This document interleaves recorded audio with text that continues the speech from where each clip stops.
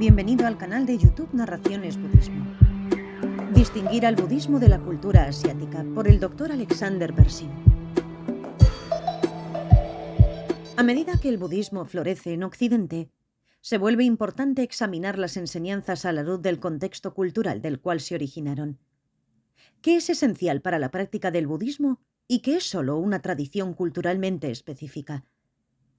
Cuando los diversos adornos culturales superficiales que se han establecido alrededor de la práctica budista son eliminados, se revela el corazón del Dharma. La necesidad de un contexto cultural. El budismo surgió en el contexto de la cultura asiática, específicamente la cultura india antigua. Conforme se extendió hacia otras civilizaciones, fue adoptado por otras culturas asiáticas, incluida la tibetana. Pero ¿cómo diferenciamos al budismo de la cultura asiática o tibetana?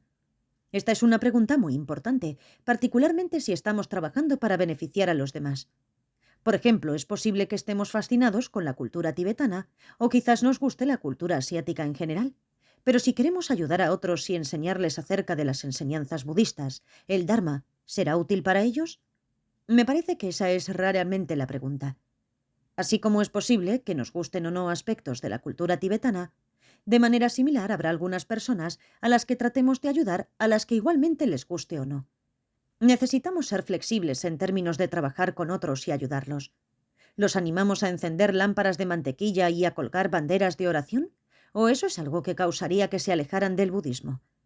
Hay dos consideraciones aquí: nuestros propios propósitos y beneficios y los propósitos y anhelos de los demás. Tenemos que hacer una pregunta fundamental. ¿Se pueden tener enseñanzas budistas sin un contexto cultural? En otras palabras, ¿las enseñanzas pueden existir por sí mismas sin contexto? Y de manera similar, ¿puede algo existir fuera de un contexto? Si queremos usar la terminología que encontramos en las enseñanzas de la vacuidad, vacío, entonces preguntamos: ¿podemos establecer algo como una enseñanza budista desde su propio lado, o es establecida en dependencia de un contexto? Por supuesto, desde el análisis de la vacuidad que encontramos en el budismo, no podemos establecer una enseñanza budista fuera de un contexto. Eso se ajusta al principio general que sabemos que el budismo enseñó con métodos hábiles. Enseñó a diversas personas, estudiantes y discípulos, en términos de lo que podían entender. Otros viven en una sociedad con una cultura e ideas básicas. Por lo general, las personas no viven independientemente de una sociedad y de su cultura. Si lo vemos solo en términos del Buda histórico, él enseñó a un público indio. Si lo vemos desde la perspectiva del Mahayana más vasto, el Buda enseñó a incontables seres en incontables universos, pero en cada uno de estos universos y campos búdicos había una cultura. El contexto indio básico. Cuando vemos las enseñanzas budistas que han sido escritas y que están disponibles para nosotros hoy en día, encontramos temas generales que se encuentran prácticamente en todos los sistemas filosóficos y de pensamiento indios. Está el karma y el renacimiento recurrente bajo la influencia del karma, que se construye sobre la base de la ignorancia o la falta de darse cuenta. Hay un camino de escuchar las enseñanzas de un maestro espiritual y después pensar en ellas y meditar en ellas para obtener la liberación de esta ignorancia y de este renacimiento samsárico. En otras palabras, la liberación proviene de entender la realidad y de purificar el karma. Encontramos que eso es común en muchos sistemas indios diferentes, junto a las enseñanzas sobre el amor y la compasión y todos los métodos para alcanzar la concentración. Incluso las enseñanzas sobre cómo alcanzar el shamatha y el vipassana, las cuales algunas veces pensamos que son específicamente budistas, no lo son. Asimismo, otros sistemas indios enseñan métodos para alcanzar un estado mental tranquilo y estable de shamatha y un estado mental excepcionalmente perceptivo de vipassana. El Buda modeló su comunidad monástica basado en la comunidad jainista que ya estaba ahí. Los encuentros bimestrales de los monjes y el concepto de refugio surgieron del jainismo antes del budismo. Hacer ofrendas y la aceptación de diferentes seres en diferentes reinos, criaturas del infierno, espíritus hambrientes y dioses, ciertamente se encuentran en todos los sistemas indios, junto con el monte Meru y los 4 continentes. Si eliminamos todo esto, diciendo que podemos prescindir del contexto cultural indio, ¿qué nos quedaría? Diferenciar aspectos culturales de la práctica budista de lo que es esencial para el budismo. El budismo fue claramente enseñado en el contexto de la cultura india. Cuando revisamos cómo fue hacia otras culturas asiáticas, encontramos que todos estos aspectos que mencionamos, como la disciplina ética, fueron conservados. Los tibetanos los conservaron, los chinos los conservaron, los japoneses los conservaron y los asiáticos del sureste los conservaron. Por supuesto, en cada uno de estos países añadieron un poco a estos elementos básicos que ayudó a hacer que las enseñanzas budistas fueran más cómodas en cada cultura. Muchos de los elementos que estas otras culturas asiáticas añadieron fueron muy superficiales. Por ejemplo, los tibetanos añadieron banderas de oración, las cuales básicamente provinieron de la tradición Bon anterior. Podríamos argumentar que no es tan esencial seguir tales cosas en el llamado budismo occidental. Así, necesitamos diferenciar estos aspectos culturalmente específicos que otras culturas agregaron al budismo de las características indias más fundamentales. Después necesitamos ver si quitáramos incluso los aspectos indios, ¿quedaría algo que caracterice a las enseñanzas como budistas?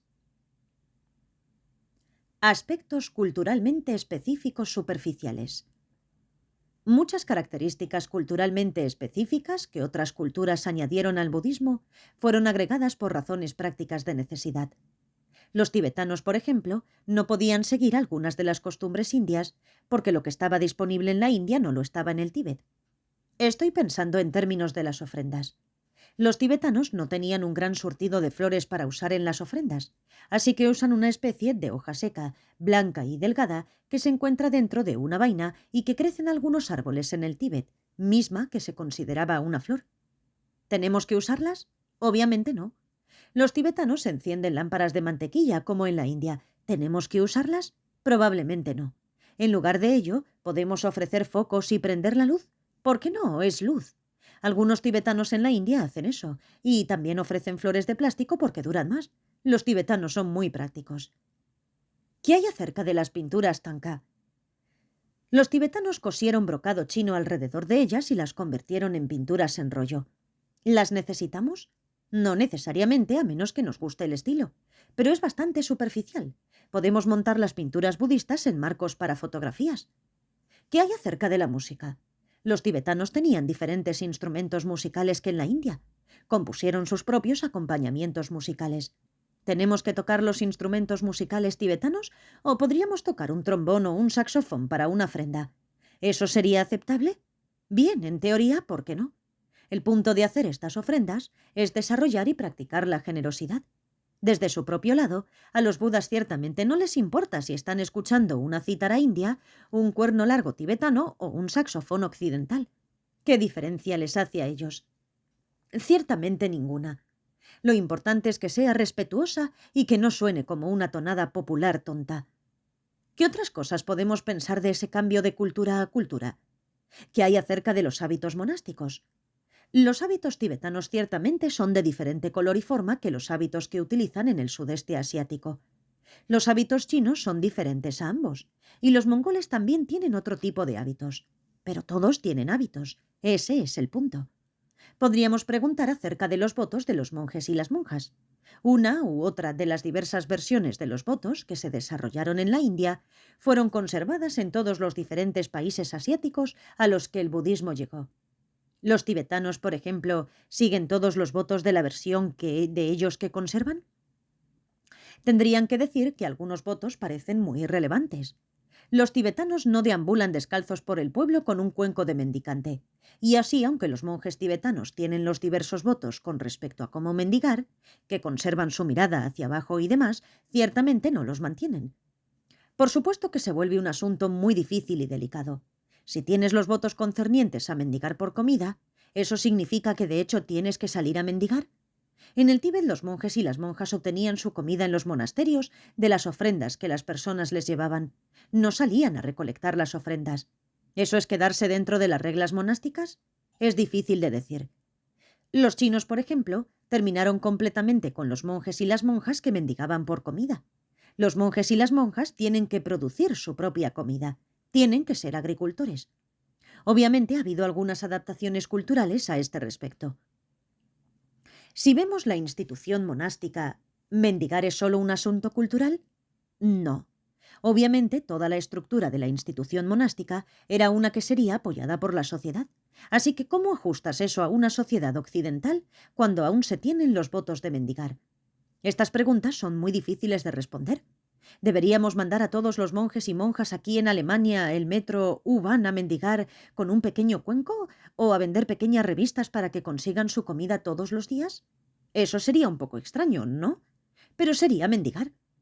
Si una sociedad no apoya a la comunidad monástica, entonces ¿cómo sobrevive la comunidad monástica? Esta es una pregunta muy difícil en Occidente. ¿Tener una tradición monástica es solo cultural? Se tiene una tradición monástica en el cristianismo occidental, por ejemplo. Hay una tradición de hacer donaciones, lo cual los apoyaría, pero algunos de estos monásticos en Occidente producen vino. Eso no funcionaría en el contexto budista. ¿Nos ajustamos? ¿Qué podemos ajustar? ¿Cuánto podemos ajustar?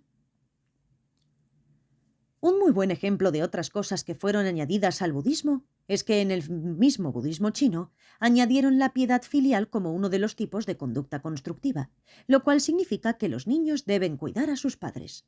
Los chinos enfatizan mucho eso. Incluso hacen ofrendas a sus ancestros en los templos budistas. Desde una perspectiva budista eso es muy extraño, porque los padres que han fallecido han tomado un renacimiento.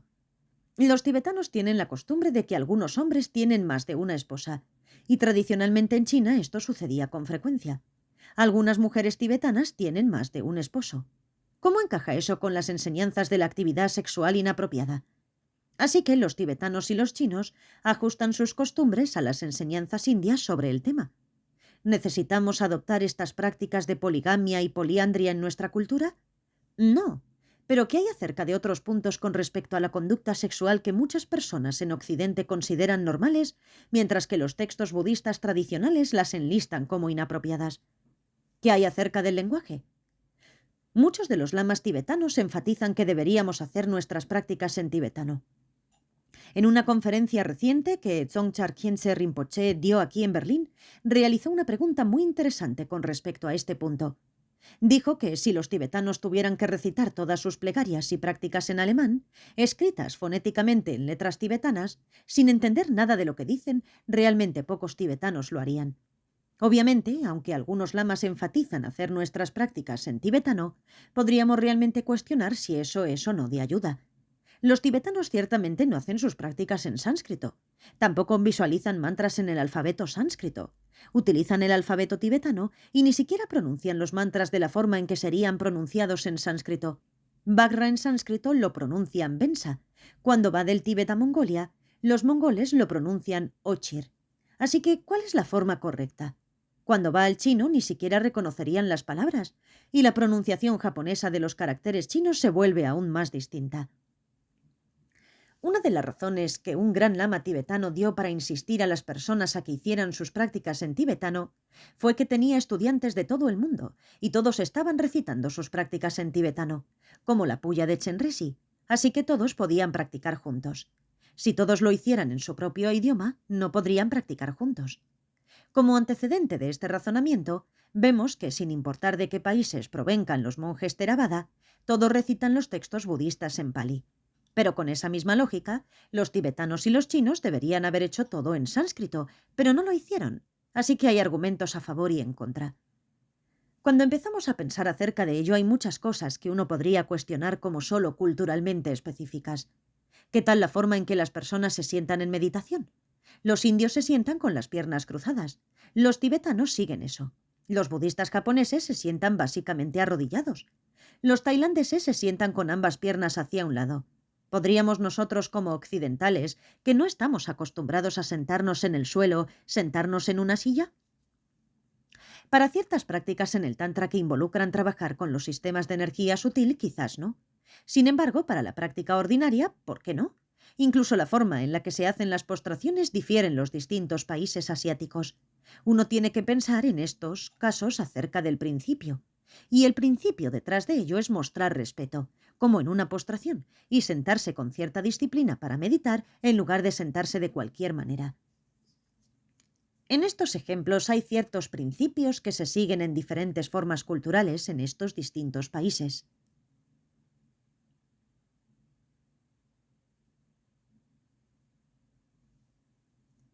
Podríamos tener nuestra propia forma cultural. Los monásticos usan hábitos especiales. ¿Tienen que ser exactamente como los hábitos tibetanos o chinos? Quizá no, pero tienen que ser especiales. Deberían ser diferentes a la ropa común de la gente y todos tendrían que usar los mismos hábitos, de tal forma que no estemos preocupados por cuán lindos nos vemos. ¿Cuál es el principio detrás de mendigar? El principio detrás de ello es que no estás involucrado en el comercio, en tratar de ganar dinero, tratar de obtener una ganancia. Vives de lo que otros te dan, y se acepta lo que sea que te es dado. ¿Estás conforme con eso? ¿Existe alguna manera de lograr eso en nuestras sociedades? ¿Necesitamos toda esta decoración elaborada para un centro budista que está hecho con un estilo tibetano, con un altar tibetano y que tiene cortinas en el techo y colores especiales? ¿Realmente necesitamos eso? ¿Eso es cultural? Yo diría que sí, eso es cultural. Ciertamente no encontramos eso en un templo budista japonés, pero a algunas personas les gusta esa decoración, y si les gusta, ¿por qué no? A algunas personas quizá no les gusta y les parezca muy extraña. Una cosa que debo añadir, ¿qué hay acerca de todas las ofrendas que los tibetanos hacen a los espíritus? Encontramos eso también en la India. Existe todo un gran abanico de gandharvas y yakshas y rakshasas.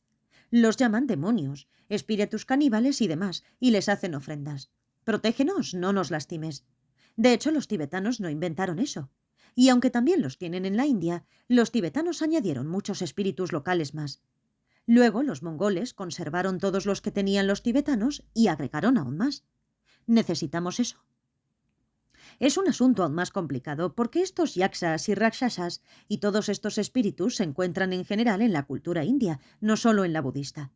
Ahora se podría proponer que en el budismo occidental hiciéramos ofrendas a los elfos, los goblins, los hobbits y todos estos seres que encontramos en el libro de Tolkien, porque son la contraparte de nuestra cultura. Si lo hiciéramos, ¿estaríamos conservando el mismo principio que el que tenemos en el budismo? De hecho, incluso hay algunos traductores occidentales que traducen dakinis como ángeles y hadas. ¿Deberíamos tener también ángeles y hadas en nuestro budismo? Tenemos que pensar, ¿hay un significado más profundo en todo esto?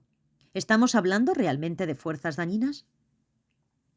Me parece que en Occidente nos sentimos más cómodos con la palabra fuerzas que con el término espíritus. Se vuelve una pregunta difícil porque después empezamos a hablar de maldad. ¿Hay maldad en el mundo y acaso tenemos que combatir esa maldad? Eso nos lleva a todo el asunto del diablo y cosas así. ¿Realmente queremos que el budismo vaya en esa dirección? ¿Eso se ajustaría a nuestra sociedad, a nuestra cultura? Probablemente la mayoría de nosotros nos sentiríamos más cómodos sin eso. Si el budismo llegara a la Europa medieval, probablemente tendría todo tipo de cosas para ahuyentar al diablo. ¿No es así? Otra cosa más, que es muy tibetana y que probablemente podemos poner en esa categoría de cosas culturalmente específicas, superficiales, que si te gustan está bien y si no te gustan puedes no hacerlas, serían las tormas. Son conos hechos de harina de cebada mezclada con mantequilla y decorados con diseños hechos con mantequilla esculpida.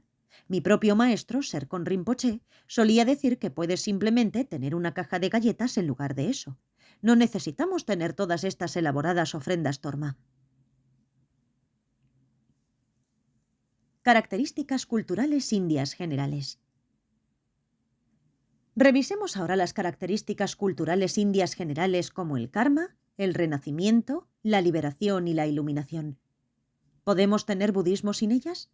Me parece que eso sería demasiado. ¿Qué quedaría? La meditación es algo que encontramos a lo largo de la cultura india. ¿La desechamos solo porque es culturalmente india? Cosas como la postura que utilizamos cuando meditamos puede variar de cultura en cultura, pero el método mismo es algo que es obviamente una parte integral del camino. Las enseñanzas budistas tibetanas del Lamrim, el camino gradual, delinean claramente el límite entre lo que es y lo que no es práctica del Dharma. El hecho de que tengamos o no el objetivo de beneficiar las vidas futuras y más allá es lo que establece el límite. Si nuestra práctica es solo para obtener beneficios en esta vida, no es Dharma. Eso está muy claro en las enseñanzas. Luego hay 3 niveles de anhelos o motivación de acuerdo con el Lamrim. Obtener mejores renacimientos humanos futuros, obtener la liberación del renacimiento y obtener la iluminación, de tal forma que podamos ayudar a todos los demás a que se liberen del sufrimiento.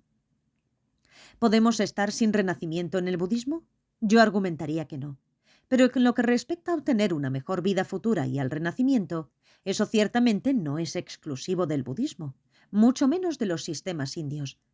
Las religiones bíblicas también tienen eso de una forma modificada, con el esfuerzo de ir al cielo después de esta vida terrenal. Eso es renacimiento, ¿no? Y uno mejor.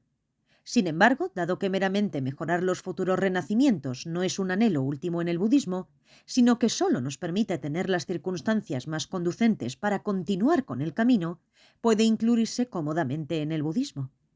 Con una excepción, todos los sistemas filosóficos indios afirman el renacimiento sin principio conducido por la ignorancia de la realidad y el karma. Asimismo, todos también anhelan la liberación del renacimiento interminable a través del entendimiento correcto. Así que es claro que el solo anhelar la liberación del renacimiento y del karma a través del entendimiento de la realidad, por sí mismo, tampoco es exclusivamente budista. Pero haciendo referencia a estos otros sistemas indios, el Buda proclamó que la liberación que afirmaban no era liberación verdadera, porque su entendimiento de la realidad era incorrecto. Luego explicó que la liberación provenía de entender que los tipos de alma, Atman, que afirmaban, no correspondían con nada real. Darse cuenta de forma no conceptual de la total carencia o vacuidad de sus almas imposibles es lo que produce la liberación del renacimiento sin principio bajo la fuerza del karma y la ignorancia. Obviamente, los otros dijeron lo mismo acerca del budismo. Lo que el Buda enseñó es incorrecto y solo nuestro sistema es correcto. Maestros budistas posteriores argumentaron la posición del Buda con lógica en debates sostenidos con esos otros maestros y lo hicieron de forma muy convincente. Todo este asunto del renacimiento es crucial para entender las enseñanzas del karma, porque los resultados de nuestra conducta no necesariamente maduran en esta vida. De hecho, la mayoría no maduran en esta vida. Esto se vuelve un punto muy difícil. ¿Por qué debería seguir la ética budista? Podría engañar y salirme con la mía. Necesitamos entender el renacimiento para poder realmente lidiar con el karma y obtener la liberación de él. Y para entender eso necesitamos entender todos los principios de la causa y efecto conductual. Yo distingo entre el Dharma auténtico y el Dharma light, como la Coca-Cola auténtica y la Coca-Cola light. La versión light es la versión sin renacimiento. Solo ser amable y útil para mejorar la calidad de esta vida. En este contexto, podemos seguir todas las enseñanzas budistas relativas a los métodos para superar las emociones perturbadoras, sin traer a colación el renacimiento ni la liberación del renacimiento. Pero eso no es lo auténtico. La pregunta se vuelve, si reducimos el budismo a otra forma de psicología, ¿aún es budismo? Así de nuevo, si lo llamamos Dharma Light, y eso es lo que nos viene bien, dado que de hecho es extremadamente útil, está bien, no hay problema. Solo no lo confundamos con el Dharma auténtico, el cual viene con el karma, el renacimiento, la liberación y la iluminación, todos los cuales son elementos de la cultura india. Pero necesitamos reconocer que la disciplina ética se vuelve un poco más difícil cuando seguimos el Dharma Light, porque en muchas ocasiones no experimentamos los resultados de nuestra conducta destructiva en esta vida. Por ejemplo, existen criminales que se salen con la suya al cometer un crimen y nunca son atrapados. Surge una pregunta muy interesante. En lugar de trabajar para mejorar nuestras vidas futuras, ¿podríamos sustituir pensar más allá de esta vida en términos del efecto de nuestra conducta en las generaciones futuras? ¿Estaría bien agregar eso al budismo como un sustituto de las vidas futuras? Ciertamente eso se ajustaría más cómodamente a nuestra forma de pensar occidental, al menos a nuestra forma secular de pensar. Pienso que añadirlo no sería contradictorio con nada en el budismo, así como la tradición china de la piedad filial y de servir a nuestros padres no contraduce ningún principio budista. Pero podría sustituir al renacimiento o solo ser algo añadido. Uno de los principios centrales del karma que el Buda enseñó es que lo único cierto acerca de nuestra conducta es que experimentaremos sus resultados. No hay certeza en cuál será el efecto de nuestra conducta en los demás, y eso incluirá a las generaciones futuras. Podemos servirle a alguien una comida deliciosa con la que esa persona se atragante y muera. Incluso si integramos como parte del budismo occidental la guía de tratar de evitar causar daño a generaciones futuras, me parece que aún necesitamos honrar este principio budista general de que lo único cierto que nosotros mismos experimentaremos es el efecto de nuestra conducta. El Buda no tenía la intención de que sus enseñanzas fueran solamente para un público indio. Su mensaje era universal, pero incluía los elementos culturales indios del karma, el renacimiento y la liberación del renacimiento. Por lo tanto, necesitamos considerar seriamente cuál es realmente el anhelo del camino budista. ¿Es solo mejorar las cosas en esta vida? Ese es el objetivo del Dharma Light. O un poco mejor, mejorar el mundo para las generaciones futuras, como al tener preocupaciones medioambientales, intereses al calentamiento global, etc. Incluso si añadimos el Dharma Light a nuestra presentación occidental del budismo, pienso que aún necesitamos reconocer que el Buda planteó las metas del Dharma auténtico del mejor renacimiento, la liberación y la iluminación para todos, incluso para nosotros que actualmente tenemos un renacimiento como humanos en Occidente. Es así sin importar el hecho de que otros sistemas indios también hablaran de estas metas, aunque su entendimiento de cómo lograrlas sea diferente. Las características distintivas únicas e indispensables del budismo. Los 4 sellos del Dharma. ¿Existen algunas características distintivas del budismo que no son compartidas con otros sistemas y que necesitan ser incluidas sin importar la cultura? De hecho, las hay. Se conocen como las 4 marcas o los 4 sellos del Dharma. El término completo para ellos es los 4 puntos que sellan para etiquetar una perspectiva basada en palabras iluminadoras. Si un sistema de enseñanzas contiene estos 4 puntos, eso garantiza que proviene de lo que el Buda enseñó. Así, ¿qué es lo que marca una enseñanza como únicamente budista? No son el amor y la compasión lo que las hace específicamente budistas, ni la meditación, una comunidad monástica o un sistema ético de no causar daño. Todo se reduce a la visión de la realidad que hace que una enseñanza sea específicamente budista. Pero eso no significa que podamos excluir las demás características y quedarnos solo con la visión. Así que tenemos estos 4 puntos. Todos los fenómenos condicionados son impermanentes. El primer punto que sella es que todos los fenómenos condicionados o fenómenos afectados son impermanentes, en otras palabras, que no son estáticos, son no estáticos. Eso significa que todo lo que es afectado por causas y condiciones cambiará continuamente. La mayoría, pero no todos ellos, llegarán a un fin. Algunos continuarán para siempre, como nuestra continuidad mental, y algunos ni siquiera tienen principio, como el renacimiento. Pero lo no estático aquí significa que todos ellos cambian momento a momento en la medida en que diversas cosas los afectan. El principio de la impermanencia no es exclusivamente budista, a pesar del hecho de que la mayoría de las personas ni siquiera se dan cuenta de que todo cambia. Sienten que las cosas son permanentes, que durarán para siempre y que nunca cambiarán. Aplican esto incluso a sí mismos. Pero cuando el Buda enseñó esto, enfatizó que la impermanencia también aplica al yo. Necesitamos darnos cuenta de que yo soy afectado por causas y condiciones, y por lo tanto estoy cambiando momento a momento. Los otros sistemas indios enseñaron que el yo, Atman, es permanente y estático. No es afectado por nada. Mi cuerpo es afectado por causas y condiciones, y entonces cambia, pero eso no me cambia a mí. Quizás experimente muchas cosas diferentes en la vida, pero eso no me cambia a mí. Dado que el Buda aplicó también al yo a su afirmación de que todos los fenómenos afectados son sujetos de cambio, en este sentido este sello de sus enseñanzas es único. Algunos fenómenos afectados, como el cuerpo, no solo cambian momento a momento, sino que también degeneran momento a momento y con el tiempo llegan a un fin.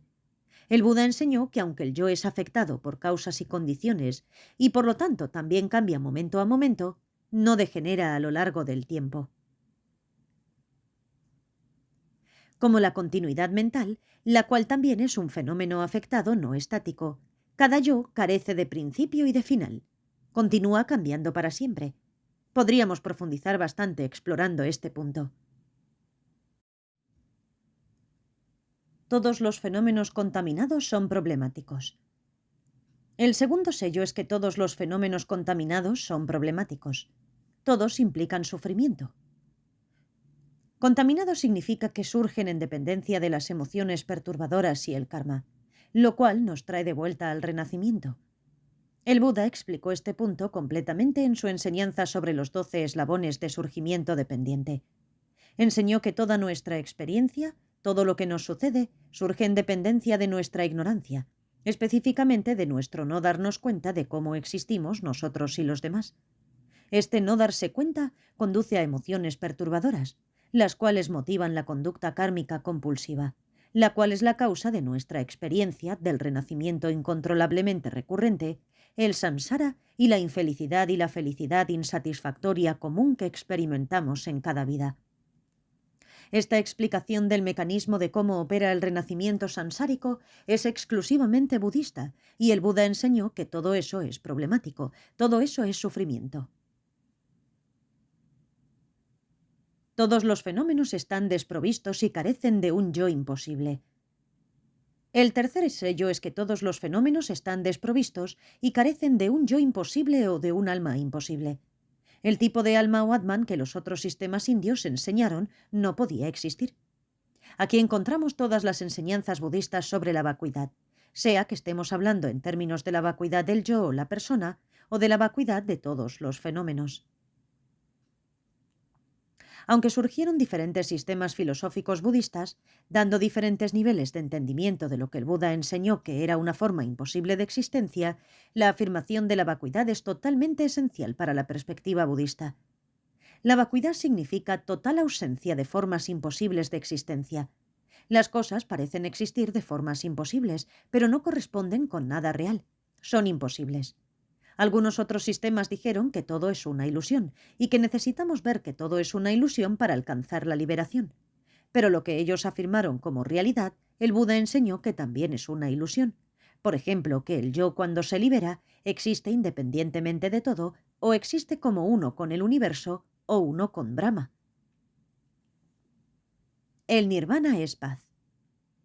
El cuarto sello es que el nirvana, que se refiere a la liberación del renacimiento samsárico, es pacificación.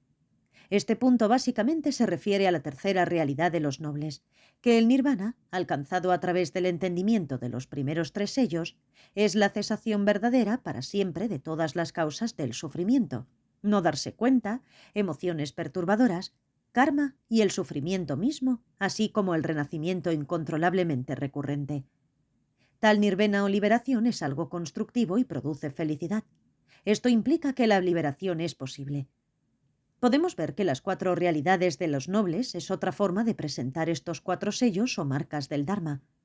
Aunque podríamos pensar en términos de estos 4 puntos solo en términos de esta vida, ¿eso es realmente budismo? Que todas las cosas que son afectadas por causas y condiciones cambian, cualquier cosa que surge de la confusión nos producirá problemas. No hay un yo sólido, y si pudiera liberarme de todos mis problemas sería maravilloso. Eso sería, me parece, la versión Dharma Light. No va muy profundo en términos de causa y efecto y de lo que en realidad queremos deshacernos. Existe el problema de plantear todo esto en el contexto solo de esta vida, todo el asunto de la causa y el efecto.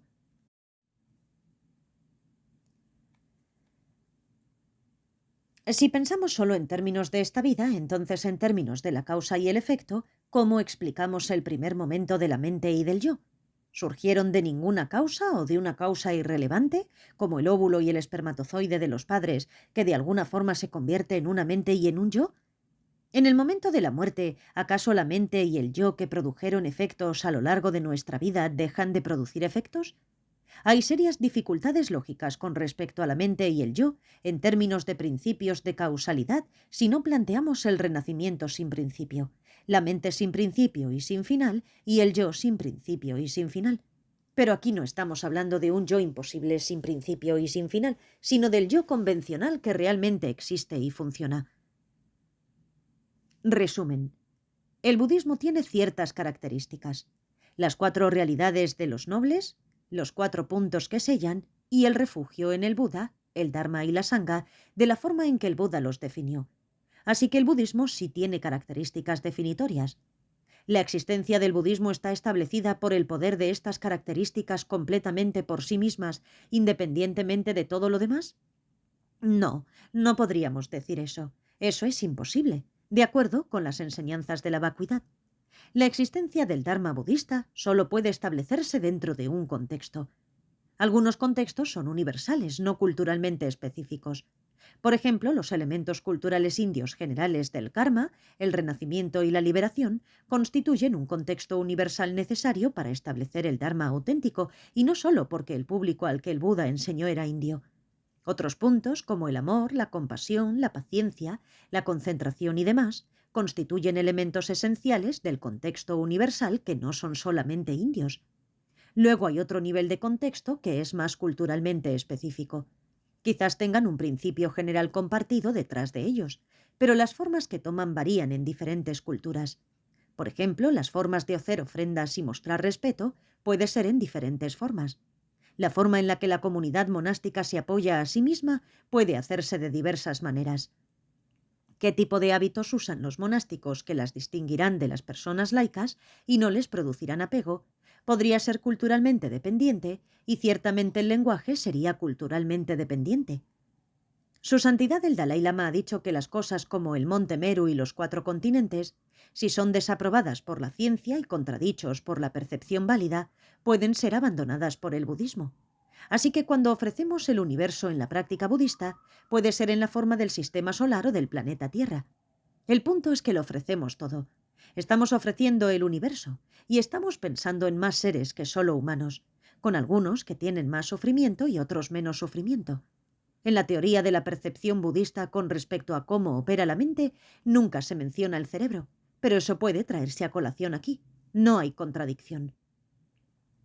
En resumen, cuando hacemos la pregunta ¿podemos distinguir al budismo de su contexto asiático?, vemos que en realidad es una pregunta bastante compleja.